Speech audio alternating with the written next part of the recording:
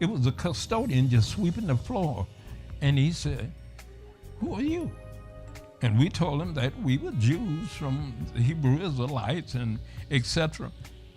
And he said, "Welcome." And then he told us there was an absorption center there at the airport. Matter of fact, he took us and showed us where it was. And so we went there, and they accepted us. You know, because back then, if you said that you was a Jew and you lived by the laws, they accepted you. And so they accepted us like that. And so we stayed there for 2 or 3 days. Then we went to a kibbutz. Then we went to Jerusalem to try to see if we could get these books that we would need to teach Hebrew. And so they sent us to this office, to that office, and to that office. And in the end, we both were sitting there on the sidewalk because they finally said they couldn't help us. And so we sitting there on the sidewalk saying, "So where do we go from here?" I said, "Well, I'm with you, you know." We was checking out all kinds of possibilities of things, and we checked and found out that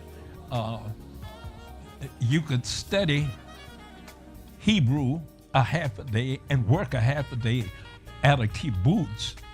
That's called an ulpan.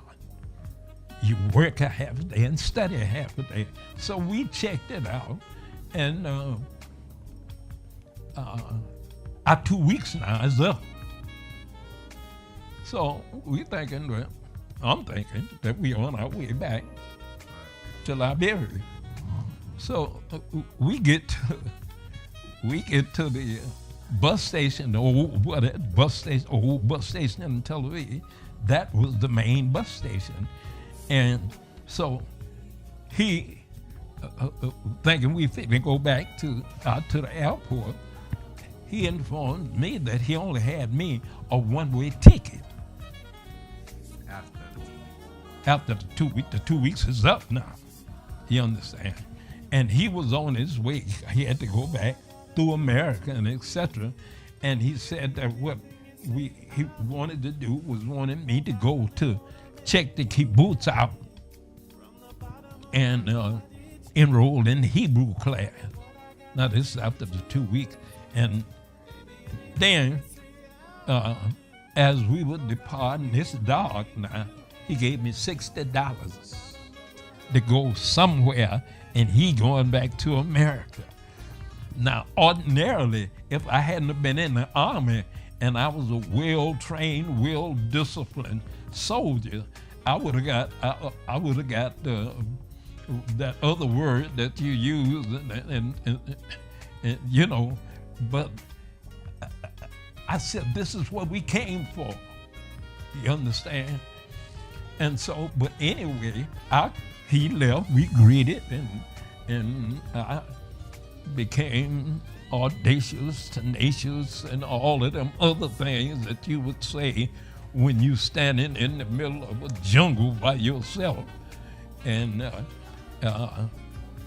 I got on the bus and told the bus driver, "Let me know when we get to Kibbutz Marlboro." 50 years ago, all the land was dark.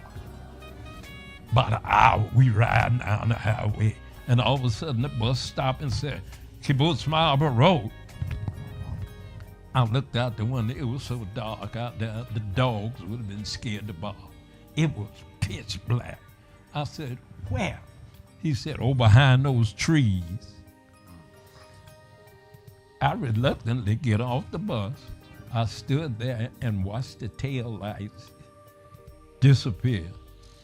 And I said a prayer. I said, "Lord, if that kibbutz ain't over behind them trees, I got a problem." But when I got over behind the trees, the kibbutz was there. And so I went and I signed up, and that's how it all started.